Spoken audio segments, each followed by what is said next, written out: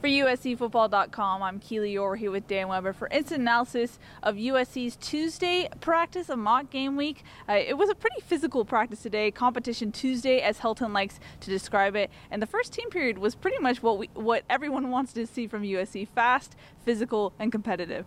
And I think they ended up that way. I think you got to give the credit to this defense. There are so many guys that are competing.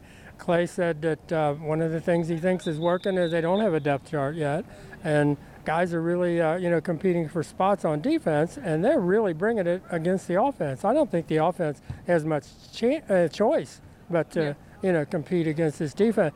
So that's a good thing. And talk to Clay about how do you keep it going, and he's saying maybe you don't have it set in stone from week to week to week in terms of the depth chart. You do it for this week, and then you compete. But he thinks the competition is really bringing the physicality and the ability to play fast that they need. I mean, there were a number of big hits, although afterwards Michael Pittman said those were soft. Michael was talking about getting his nose rearranged and getting a nose job, talking to Clay about while he was out for his sprained shoulder, he would get a nose job.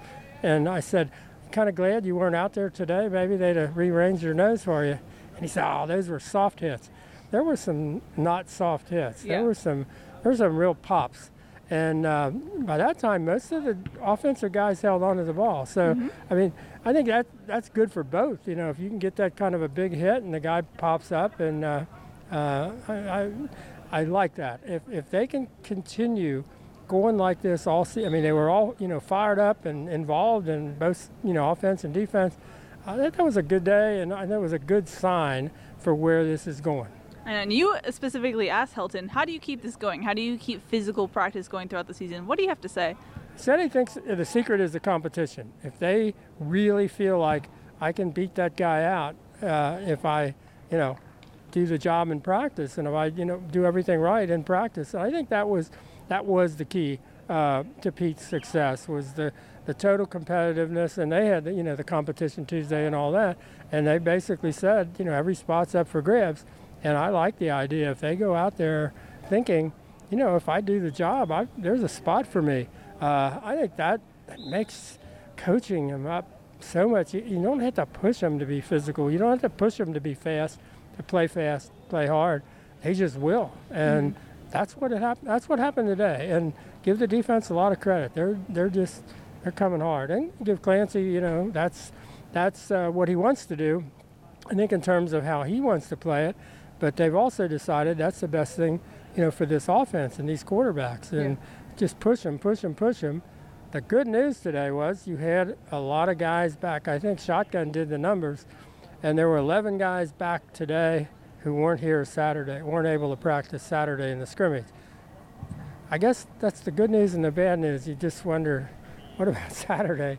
But it sure was good to have them back today. Yeah, as Dan mentioned, there was a lot of returning players today, most notably Cam Smith, suited up in full pads for the first time since he injured his hamstring. He was able to go full speed. He went in the team periods. Chumadoga sat out, Clayton Bradley sat out, and Austin Jackson returned. I'm going all over the place because there's a lot of guys.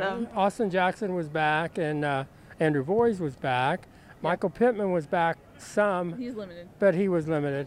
I'm trying to think. Jacob Lichtenstein was back for 9 periods. So guys are coming back. Porter Gustin was out there running around. He had his helmet on, no pads, but he's running around doing sprints across the field. And then after practice, he's throwing the deep ball and doing all that kind of stuff that Porter does. So a much more encouraging day today. I will say this. I talked to Sean Cody, All-American, during those, one of the first great recruits for Pete.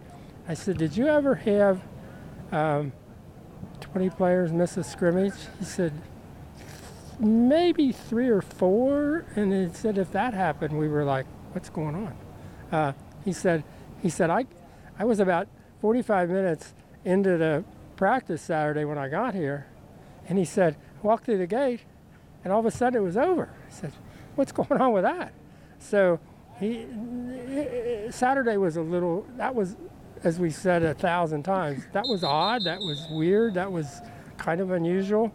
But today, I think, made up for a lot of that. Today was good. That was a good day. So how do you take in both things? On one hand, you have Saturday's practice, and then you have today's practice. How do you take those two in if they're both organized by the same coaching staff? Yeah, you just say, okay, this is what happened, and this is what's happening. You like the trajectory. I mean, if they're going from where they were Saturday to where they were today, that's a good thing. I like that. Now, where are they going to go Wednesday, Thursday, Friday? We'll see. You almost hope they don't, if the mock game week is just really emphasis, put those quotes on that mock, then you probably don't want them taken too easy on Friday.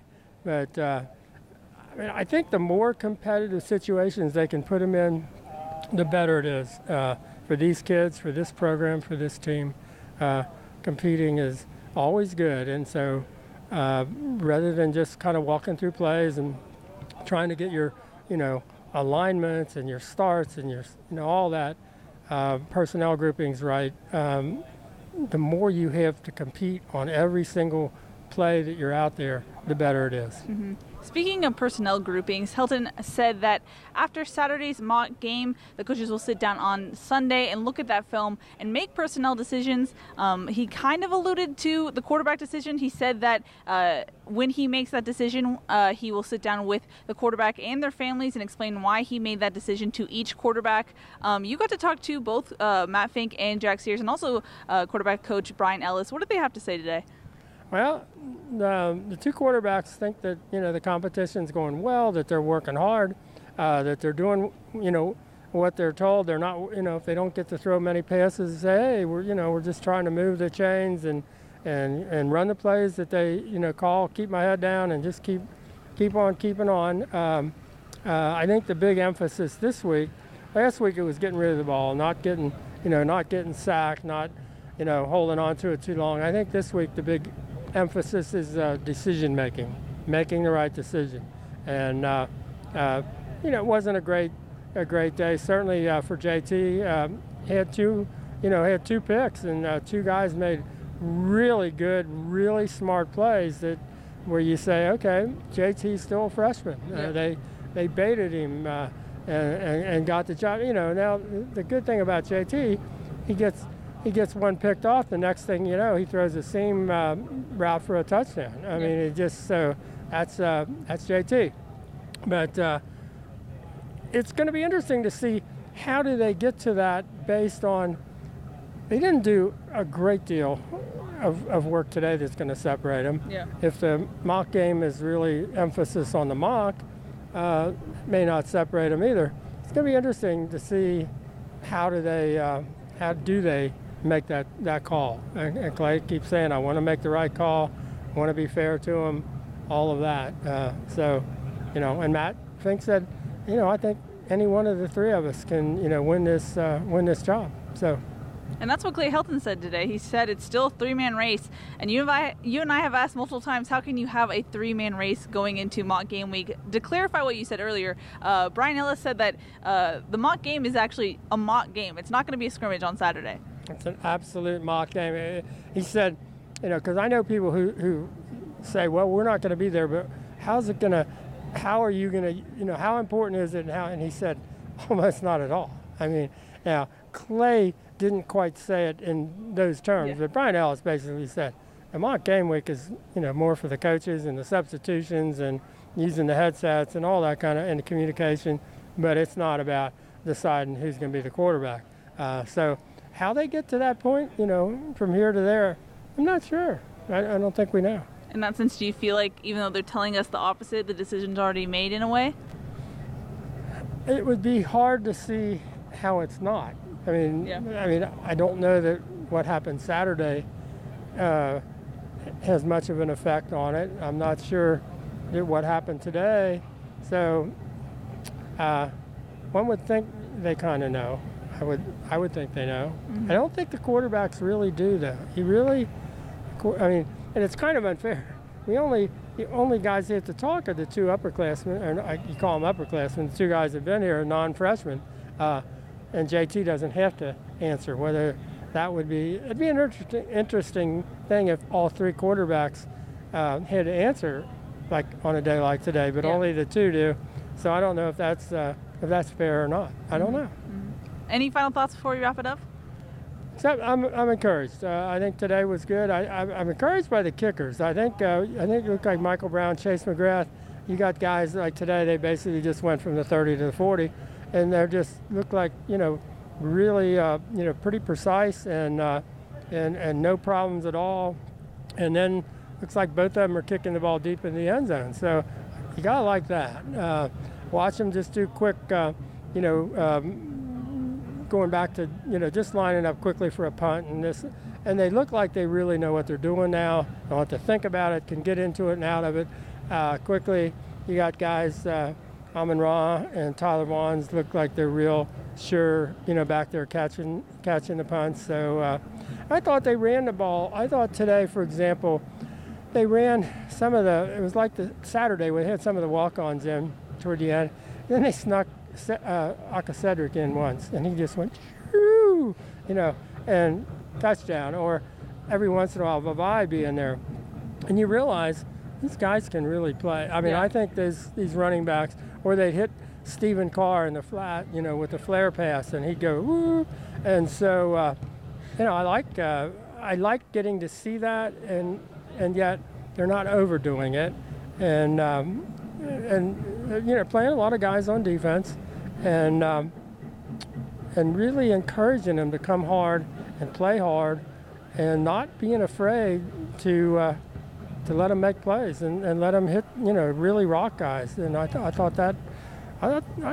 was encouraged by today. Today wasn't like take it easy or we had a lot of guys injured Saturday. Let's tippy-toe through this. I didn't get any feeling of that at all. It was go out there and just play full speed and play like it's a game. And the offense is getting to the point where they're really excited about playing against the defense that they think is the best in the Pac-12 and is going to make them better because they've got to play against a defense that's coming as hard and as fast as this defense is. So a lot of pluses that way. Are you easily swayed by that, though? Because we did kind of have the rug pull out under us on Saturday's scrimmage. They come back today. What says that they won't do this later on? Oh, no, they got to do it every day. I mean, that's what you got to compete every day. You got to make it tough on, the defense has to make it tough on the offense and vice versa every day. Mm-hmm. They got to work at it. They got to get better every day. They got to push one another every day. That's the key, because you do want to be better, next week than this week, and then the week after that. You want to keep getting better, and the only way you can do that is if you keep pushing yourself in practice. And that's been the disconnect, I think, in some years has been you get to game week and then you kind of ease up. And then you get ready for the game maybe, but you're not quite ready to play football. And I think that's the key, is being able to do both things at once. And they did a lot of game prep, first and second down stuff on offense in the game plan for UNLV, and yet I didn't see any sense of easing up. And I think one of the other things we're seeing from Clay, they're not going against this, I call it the scout team, he calls it the service team. Yeah. But he said he doesn't really like that. And you're not seeing them going against the service team. They've got enough guys. They don't need to, but they're going against guys who may be a combination of the third team and the second team, but some of those guys are the third team guys trying to get to the second team guys trying to get to the first team. And when you've had, the recruiting classes they've had, you got enough guys that you're playing against people that are really, coming after you, athletes that are making it hard on you, and you have to get better. I mean, most of those wide receivers who really got popped today, they're better for that because they got popped. They got, Devin Williams. I mean, he caught one over the middle, and he was like, tumbling head over heels, and he had the ball. Came up with the ball. That's really important. Mm-hmm. So that's happening, and that's very encouraging. Mm-hmm. All right, that's going to wrap it up for Tuesday practice of mock game week. For Dan Weber, I'm Keely Eure. For more, check out uscfootball.com.